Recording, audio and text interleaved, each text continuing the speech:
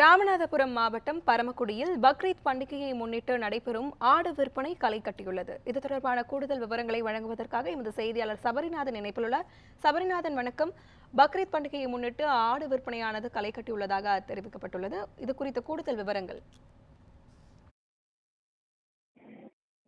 நிச்சயமாக தரணி. அதாவது ராமநாதபுரம் மாவட்டம் பரமக்குடியில் நடைபெற்ற ஆட்டு சந்தையில் பக்ரீத் பண்டிகையை முன்னிட்டு ஆடுகள் விற்பனை விறுவிறுப்பாக நடைபெற்று வருகிறது. அதாவது தென் மாவட்டத்தில் ஆடுகள் விற்பனைக்கு பிரசித்தி பெற்றது பரமக்குடி ஆட்டு சந்தை. இங்கு வியாழக்கிழமை தோறும் நடைபெறும் ஆட்டு சந்தையில் சிவகங்கை, மதுரை, தேனி, விருதுநகர், தஞ்சாவூர், புதுக்கோட்டை என பல்வேறு மாவட்டங்களிலிருந்து ஆடுகள் வாங்க மற்றும் பொதுமக்கள் இங்கு வழக்கமாக உள்ளது. சாதாரண நாட்களில் 30 முதல் ரூபாய் 50 லட்சம் வரையிலும், விழாக்களங்களில் ரூபாய் 1 கோடி வரையிலும் ஆடுகள் இங்கு சந்தையில் விற்கப்படும். இந்த நிலையில் வரும் திங்கட்கிழமை பக்ரீத் பண்டிகை வருவதை முன்னிட்டு இறைச்சிக்காக ஆட்டு சந்தை இன்று நள்ளிரவு முதலே களை கட்டி வருகிறது. கடந்த சில வாரங்களை விட இன்று நடைபெற்ற ஆட்டு சந்தையில் சுமார் 10,000 ஆடுகள் வரை சந்தைக்கு கொண்டு வரப்பட்டன.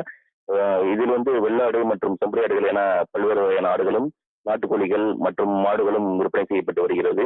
இதில் குறிப்பாக பக்ரீத் பண்டிகையை முன்னிட்டு 10 கிலோ எடை கொண்ட ஆட்டுக்கிடா ஒன்று ரூபாய் 15,000 முதல் 20,000 வரையிலும் விற்பனை செய்யப்பட்டு வருகிறது.